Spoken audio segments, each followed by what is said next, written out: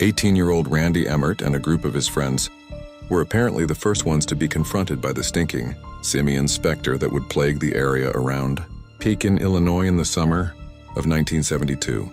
Emmert had his encounter in early May, but eventually over 200 reports of the pale, ape-like creature known as Cohomo, or the Coal Hollow Road monster, would stack up. Emmert and his friends noted that the terrifying creature made a loud shrieking noise and described it as being very large and covered in white hair.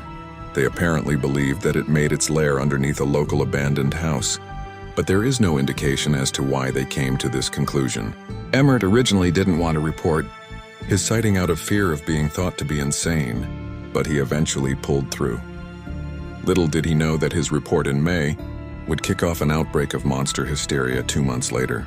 The next widely publicized sighting was on July 25th and was reported by the Creve Coeur authorities, who had apparently received a story about something big swimming in the Illinois River. Just 1 day later, over 200 phone calls had been logged by the East Peoria police as coming from terrified townsfolk who had allegedly seen the hirsute horror. Also on the evening of the 26th, the Tazewell County Sheriff's Department took a presumably frantic call from a man living in Eureka who had apparently been partaking in a family birthday party at Fond du Lac Park in East Peoria when he caught sight of at least one UFO. He and the rest of the party all saw some bizarre lights moving in a vertical position before going down behind some trees and disappearing. These lights left a vaporous trail behind them. Other reports included such incidents as the monster being seen walking in the forest, roaming backyards, patrolling riverbanks, and even destroying one unlucky caller's garden fence. The police, led by then Sheriff James Donahue, were skeptical of the reports, but logged them nonetheless. On July 28th, a woman in rural Pekin had a run-in with Cohomo while picking berries by an old mine. The witness was so terrified, according to her testimony to the Tazewell County Sheriff's Department, that she fled the scene immediately and left her purse behind.